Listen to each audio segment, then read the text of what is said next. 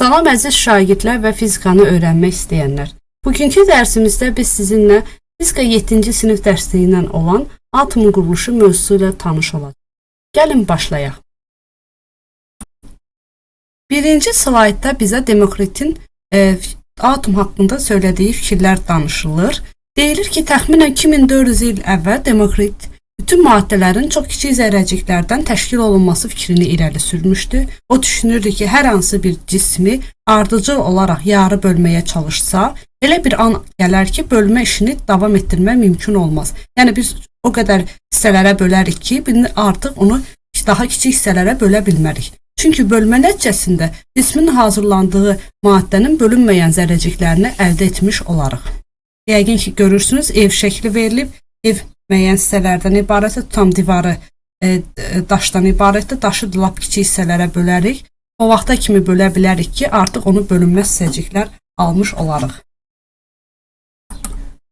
Baxın, natrium metalının kiçik hissələrə bölünməsi. Natrium metalını, yəni biz istəsək, çoxlu kiçik hissələrə bölə bilərik. Amma yenə də müəyyən hissədən sonra artıq bölmək mümkün deyil. O dövrdə Demokritin fərz etdiyi zərrəciklər atom adlandırılmışdı. Atom Yunan dilində bölünməz deməkdir. Sonra keçirik növbəti alimin fərziyyəsinə, Daltonun atom fərziyyəsi. Onun fikrincə elementlər kürə formalı, kiçik və bölünməz zərrəciklərdən, yəni atomlardan təşkil olunub. Görürsünüz yəqin ki, biz indiki dövrdə biz bunları artıq tanıyırıq. Hidrogen atomu, karbon atomu, oksigen atomu, dəmir, qızıl atomu. Bunları biz qəbul etmişik ki, kürə formalıdır. Bölünməz zərrəciklər olduğunu isə Daltonun fikri idi. İkinci fikri ondan ibarət idi ki, bir element bütün atomları eynidir. Yəni biz baxsaq təkcə hidrogen elementinə, onun atomları eynidir. Amma fərqli elementlər götürsək, hidrogenlə oksigen və ya hidrogenlə karbon, onların atomlarının kütlələri və ölçüləri fərqli olduğunu söyləyirdi. Baxın, burada da görə bilərsiniz. Hidrogen elementinin atomları eynidir. Oksigen elementinin atomları eynidir.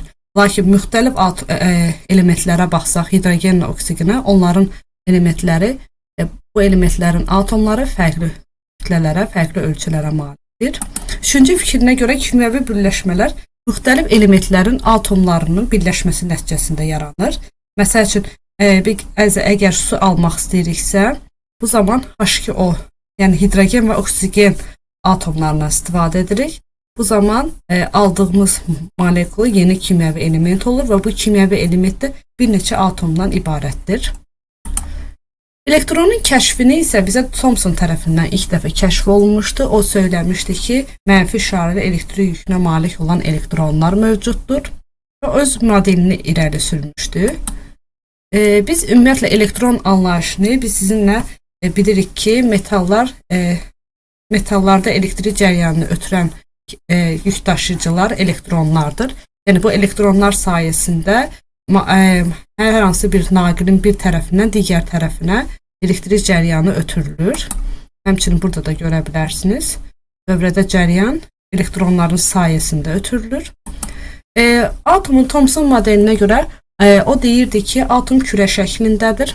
Həm müsbət, həm mənfi yüklər atomun daxilində bərabər paylanıb və müsbət yüklərin cəmi ədədi qiymətcə mənfi yüklərin cəminə bərabər olduğuna görə atomun ümumi elektrik yükü sıfıra bərabərdir və onun bu modeli kişmişli keksi xatırladığına görə bəzən onu kişmişli keks modeli də adlandırırdılar. Yəni kənardan biz baxsaqdıq bu modelə, görərdik ki, sanki kişmişli keksə bənzəyir. Ona görə də bu model kişmişli keks adlandırılmışdır və onun fikirləri isə bundan ibarət idi. Sonra digər təcrübəni Rutherford Thomson'un irəli sürdüyü təcrübəni, yəni fikri daha sübut etmək üçün özü bir təcrübə aparır. Bu təcrübə bundan ibarətdir ki, o özü alfa zərrəciklər götürür və alfa zərrəciklər müəyyən mənbədən çıxırdı və bu mənbədən qarşısında olan metal qızıl lövhəyə dəyirdi. Qızıl lövhədə dəyən zaman həmin bu qızıl lövhədən və həmin bu təcrübə zamanı o nazik qızıl lövhədən və halqadan istifadə etmişdi. Onun fikrinəcə mənbədən çıxan zərrəciklər lövhədən keçərək halqa ilə toqquşurdu. Nəticədə parıltı yaranırdı. Əgər alfa zərrəcikləri əslində gözlə görmək mümkün olmasa da, parıltılarına əsasən biz onun trayektoriyalarını müəyyən edə bilirdik. Baxın, şəkildə verilib. Hər hansı bir alfa zərrəci müəyyən mənbədən çıxıb, burada görürsünüz yəqin ki, mavi mənbədən çıxır və o qızıl lövhəyə doğru yönəlir. Qızıl lövhədən də keçərək halqa ilə toqquşur və toqquşan zamanda orada müəyyən parıltılar əmələ gəlirdi. Onu da ona görə edirdi ki, onların trayektoriyalarını müəyyən edə bilsin. Bax, indi burada da görə bilərsiniz. Mənbədən alfa zərrəciklər çıxır, qızıl lövhəyə daxil olur. Oradan da keçərək halqaya dəyir. Halqada dəydiyi zaman isə artıq orada parıltılar müşahidə olunur. Bu təcrübədən belə nəticəyə gəldi ki, Thomsonun modeli doğru olsaydı, bütün alfa zərrəciklər qızıl lövhədən keçməli idi. Yəni, bizdə baxdığımız şəkildə, yəqin ki, fikir verdiniz, bəzi zərrəciklər lövhədən keçdiyi halda, bəziləri isə keçmirdi və o qızıl lövhədən müəyyən meyl əsasında hərəkət edirdi. Və burada belə nəticəyə gəlir ki, Thomsonun modeli doğru model deyil. Amma Rutherford bir neçə zərrəciyin geri qayıtmasını nəzərə aldıqda aşağıdakı nəticələrə gəldi ki, alfa zərrəciklərinin əksəriyyəti lövhədən keçdi. Bu o deməkdir ki, atomun daxilində boşluq olduğuna görə onlar heç bir maneə ilə qarşılaşmayıb. İkinci şərt ondan ibarətdir ki, bir neçə alfa zərrəcik geri qayıtdı. Demək, onlar daha böyük kütləsi olan zərrəciklərlə toqquşub və nəticədə geri qayıtmışdılar. Atom Rutherford ona görə bu təcrübədən sonra, bu eksperimentdən sonra öz modelini irəli sürdü. Onun modelinə görə atom kiçik ölçülü nüvədən və onun ətrafında hərəkət edən elektronlardan ibarətdir. Nüvə müsbət yüklüdür və atomun mərkəzində yerləşir. Atomun daxilində boşluq var və onun kütləsinin böyük hissəsi nüvədə cəmlənib. Yəni biz əgər müqayisə etsək, görərik ki, kütlənin ən böyük hissəsi nüvədədir, kənarlarda isə kütlə nisbətən azdır. Rutherford modeli helium atomu üçün də irəli sürülmüşdü və o deyirdi ki, helium atomu kütləsi 99,95%-dən çoxu nüvənin payına düşür. Rutherfordun modelinə görə elektronlar nüvə ətrafında dairəvi orbitlər üzrə hərəkət edir. Görürsünüz şəkildə. Nüvənin elektrik yükü ədədi qiymətcə elektronların elektrik yüklərinin cəminə bərabər olduğuna görə atom ümumi yükünü sıfıra bərabər götürürdü. Və atomun Rutherford modeli adətən Günəş sisteminə bənzədiyindən atomun planetar modeli də adlandırılır. Keçək digər modelə, atomun Bohr modelinə. Atomun Bohr modelində isə fikirlər tamam fərqli idi. Əslində o Rutherfordun modeli ilə üst-üstə düşürdü. Fərq ondan ibarətdir ki, burada artıq atomlar müəyyən məsafədə yerləşən, ixtiyari məsafədə yerləşən orbitlər üzrə deyil, müəyyən məsafədə yerləşən orbitlər üzrə hərəkət edirdi və o da fikrinə görə nüvənin və burada nüvədə elektron və proton yerləşirdi. Proton və neytron yerləşirdi, ətrafında isə elektronlar hərəkət edirdi və o şərti olaraq elektronu mənfi qəbul edirdi. Proton müsbət, neytron isə sıfıra bərabər götürüldü.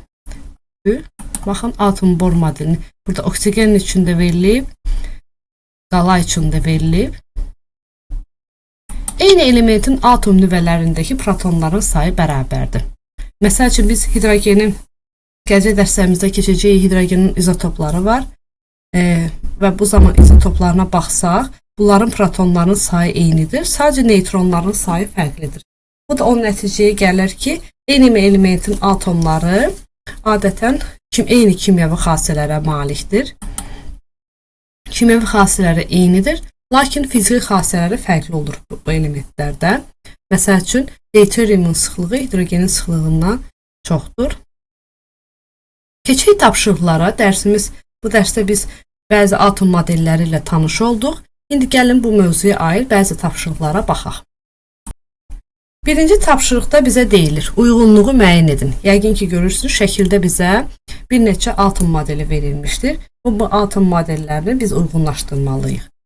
Bizdən birinci deyilir Thomson modeli. Thomson modeli yadınızda gəlirsə, biz demişdik ki, kişmişli keksə bənzəyir və orada elektronlar və protonlar bərabər sıxlıqda paylanmışdır. Ona görə də 1-ə C yazırıq. Rutherford modeli adətən biz A variantını götürürük. Çünki burada o deyirdi ki, müəyyən ixtiyari məsafələrdə yerləşən orbitlərdə yerləşir. Əslində bu yanlış bir fikir idi. Ona görə də bu rezervuar modelini A variantı, amma B variantı isə Bohr modelini götürürdük. Deyirdik ki, müəyyən məsafələrdə yerləşən orbitlər üzrə elektronlar hərəkət edir. Yəni biz bu birinci tapşırığı sizinlə həll etmiş olduq. Keçdik ikinci tapşırığa. Bizdən soruşulur ki, alfa zərrəciklərlə apardığı təcrübədə Rezerfordun məqsədi nə idi? Məqsəd o idi ki, Thomsonun modelinin doğruluğunu yoxlamaq. Çünki Rezerforddan öncə Thomson modeli irəli sürülmüşdür və o müəyyənləşdirmək istəyirdi ki, həqiqətən də bu model doğrudur, yoxsa yox. Ona görə də biz burada B variantını götürürük. Üçüncü tapşırıqda deyilir ki, aşağıdakilərdən hansı atomun planetar modeli adlanır? Biz demişdik ki, rezervuar modeli atomun planetar modeli adlanır. Çünki Günəş sisteminə bənzəyir.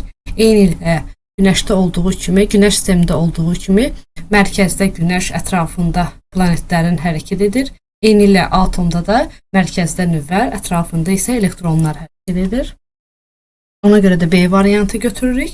Dördüncü tapşırıqda deyilir ki, aşağıdakı fikirlərdən hansı Niels Bohr'un atom modelinə aid? Bohr'un modelinə əsasən biz indi müəyyənləşdirək. A variantında deyir ki, atom mərkəzində müsbət yüklü nüvə var və nüvənin ətrafında mənfi yüklü elektronlar hərəkət edir. Bu ailə Bohr'un modelinə aiddir. A variantı. B variantı atomlar kiçik və bölünməz zərrəciklərdir. Bu Demokritin fikridir. C variantında müsbət və mənfi yüklər atom daxilində bərabər paylanıb. Bu Thomson modeli idi. Elektronlar nüvə ətrafında müəyyən radiuslu orbitlər üzrə hərəkət edir. Bu da Rezerfordun modelinə aid. Keçdik 5-ci tapşırığa. Rezervor təcrübəsindən hansı nəticələr alındı? Rezervor təcrübəsindən alındı ki, atomun daxilində boşluq var. Təbii ki, biz dedik ki, əgər orada helium zərrəcikləri əgər toqquşmurdan, əgər qızıl lövhədən keçə bilirdisə, o onu göstərir ki, atomun daxilində boşluq var. O heç bir maneəyə rast gəlmədən oradan keçə bilib. Amma biz bilirdik ki, onların müəyyən bir qismi oradan keçə bilmədi və əks istiqamətə doğru hərəkət etdi. Bu da onu göstərdi ki, atomda müəyyən kütləsi böyük olan zərrəciklərlə toqquşub və nəticədə o istiqamətini dəyişmişdir. Ona görə də biz burada variant olaraq bir atomun daxilində boşluq var. Bunu götürürük. İkinci halda isə atom kütləsinin böyük hissəsi onun mərkəzində toplanır. Çünki böyük kütləli zərrəciklər məhz atom daxilində, yəni nüvəsində yerləşmişdir. Keçək 6-cı tapşırığa. 6-da uyğunluğu müəyyən edin deyir. A variantı neytral. Neytral biz götürürük neytronu. Həmçinin nüvəni götürə bilərik. Çünki dedik ki, nüvədə yox, neytral olaraq biz neytronu və atomu götürə bilərik. Çünki atomda elektronlarla protonların sayı bərabərdir. Ümumi yükü sıfıra bərabər olduğuna görə biz atomu neytral götürə bilərik. Həmçinin neytronun da yükü sıfıra bərabər olduğuna görə biz burada A variantında 1 və 4'ü götürürük. B variantı müsbət yüklü bilirik protondur. Mənfi yüklü isə biz götürəcəyik. Müsbət yüklü həmçinin biz nüvəni də götürə bilərik. Çünki biz bilirik ki, nüvədə proton və neytronlar yerləşir. Protonun yükü müsbətdir, neytronun yükü yüksüzdür. Ümumilikdə götürəndə nüvəni müsbət yüklü hissə kimi götürə bilərik. Amma C variantında, yəni mənfi yüklünü biz isə yalnız elektrona aid edəcəyik. Bu şəkildə yazılır. 7-ci tapşırıqda deyir ki, aşağıdakilərdən hansı nüvəni təşkil edir? Deyirdik ki, nüvəni təşkil edən zərrəciklər proton və neytronlar hesab olunur. 8-ci tapşırıqda deyilir ki, Rezerfordun apardığı təcrübədə hansı müşahidəyə əsasən atomun kütləsinin böyük hissəsinin nüvədə cəmləşdiyi nəticəsinə gəldi? Deyirik ki, zərrəciklərin bir qismi geri qaydırdı.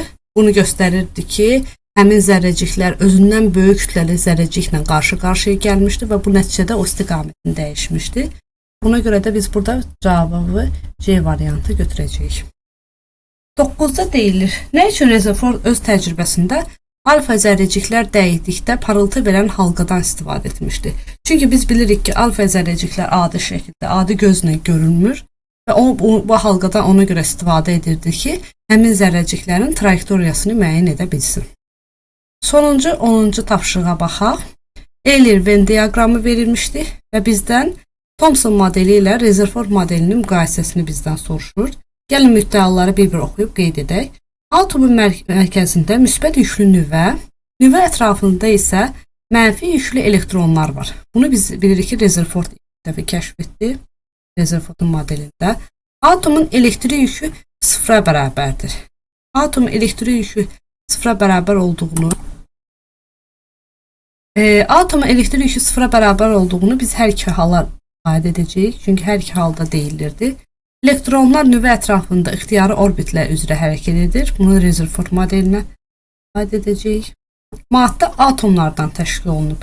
Maddənin atomlardan təşkil olduğunu hər iki modelə aid edə bilərik. Çünki hər iki modeldə artıq bilinirdi ki, maddə atomlardan təşkil olunub. 5-cidə elektronlar və müsbət yüklər maddə daxilində bərabər paylanıb. Bu da 5-ci Thomson modelində. Çünki Thomson modelində dedik ki, kişmişlik keksə bənzəyir. Burada dedik ki, elektronlar və müsbət yüklər maddə daxilində bərabər sıxlıqda paylanılmışdır. Bax belə. Demək, biz bugün sizinlə atom quruluşu mövzusu ilə tanış olduq. Bu mövzuda bəzi atom modelləri ilə tanış olduq və onların oxşar və fərqli cəhətlərini müəyyənləşdirdik. Həmçinin biz bu tapşırıqları yerinə yetirərək məlum oldu bizə ki, həmin modellər arasında nə kimi oxşarlıq, nə kimi fərqli xüsusiyyətlər vardır və hansı modeli biri digərindən daha üstündür. Demək, dərsimiz bu qədər. Gələn dərslərə qədər sağ olun.